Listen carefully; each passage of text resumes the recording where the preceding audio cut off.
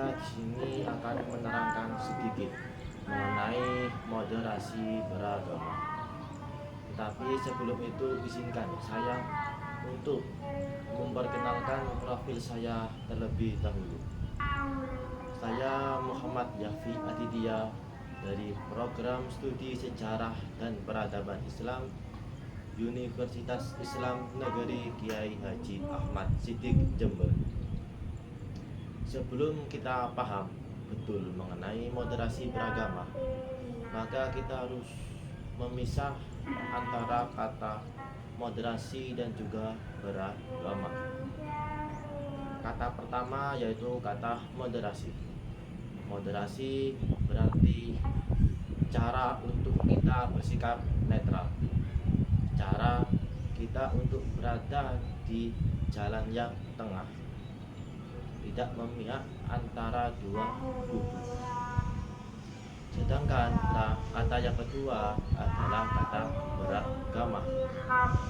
Dan perlu digarisbawahi bahwasanya kata beragama dan juga kata agama itu sangat bertolak belakang.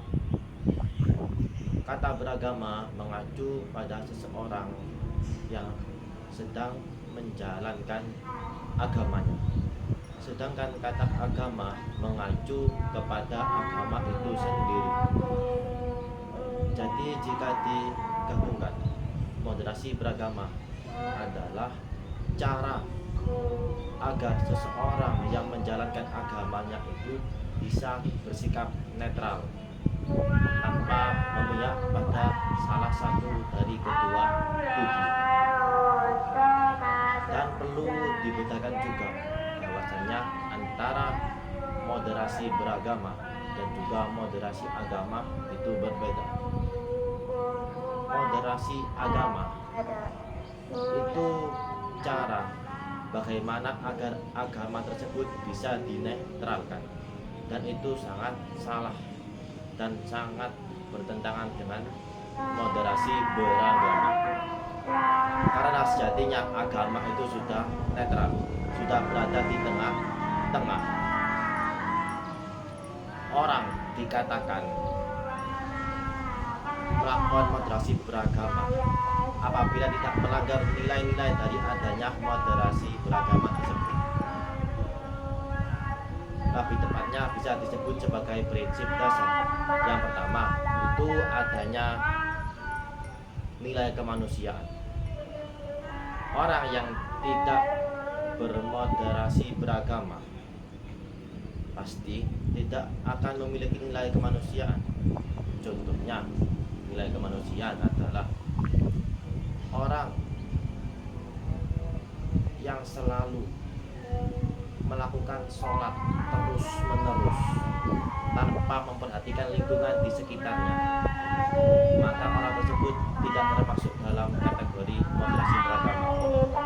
Karena sejatinya moderasi beragama, terutama agama Islam, itu mengajarkan bahwasanya seseorang itu harus peduli terhadap lingkungannya.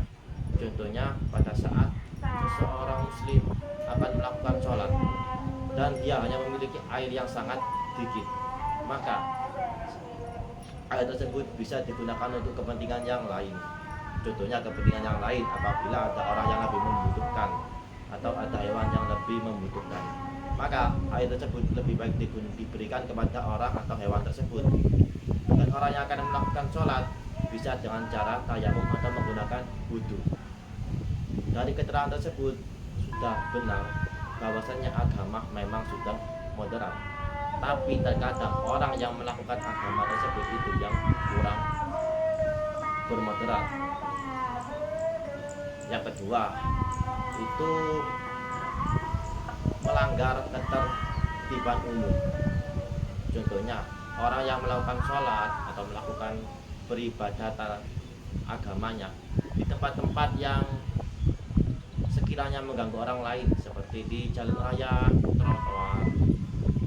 Memang benar orang tersebut melakukan agamanya, tetapi orang tersebut tidak memperhatikan kemaslahatan bagi yang lainnya, maka orang tersebut tidak termasuk ke dalam kategori orang yang moderasi beragama. Yang terakhir adalah orang yang melanggar kesepakatan bersama. Contohnya dalam Undang-Undang Dasar atau dalam buku atau dalam peraturan Indonesia itu kan sudah disebutkan bahwasanya tidak boleh adanya tindakan kriminalitas. Contohnya orang yang melakukan pengeboman terhadap gereja atau sebaliknya dengan menggunakan dalih atas nama agama atau nama Tuhannya, berarti orang tersebut tidak masuk ke dalam kategori moderasi beragama karena orang tersebut menggunakan tindakan kriminalitas. Dan perlu diketahui juga bahwasanya moderasi beragama itu kita bersikap netral, bukannya kita tidak taat kepada agama atau mencuaikan agama, tidak, tapi kita melakukan agama yang kita percayai masing-masing sesuai dengan kapasitas dan porsinya masing-masing. Dan kembali lagi bahwasanya setiap agama itu pasti sangat menjunjung tinggi nilai kemanusiaan. Maka dari itu moderasi beragama sangat diperlukan di sini.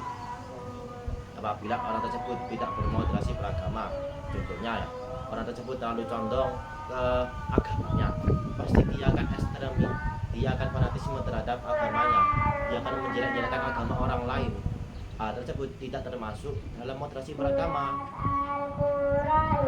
Dan contohnya lagi, orang yang tak moderasi beragama adalah orang yang terlalu condong ke agama yang lain dengan alasan dia toleransi atau moderasi. Itu bukan moderasi beragama namanya. Contohnya adalah orang yang pergi ke wihara untuk mengikuti acara umat selain agamanya, itu mereka tidak moderasi beragama dikarenakan mereka terlalu condong ke yang lainnya. Dan sewajarnya saja moderasi beragama itu adalah sikap netral. Berarti seumpama kita umat Islam akan bermoderasi kepada agama yang lain, kita cukup mengucapkan salam. Kita tidak perlu terlalu mengunggulkan agama kita dan menghina agama orang lain, ataupun kita mengikuti kebiasaan dari agama orang lain, itu tidak boleh. Kita harus berada di tengah-tengah. Demikianlah yang dapat saya sampaikan sedikit mengenai moderasi beragama. Apabila ada kurang atau lebihnya, saya mohon maaf yang sebesar-besarnya. Wabillahi taufiq wal hidayah wa ridha wal inayah. Assalamualaikum warahmatullahi wabarakatuh.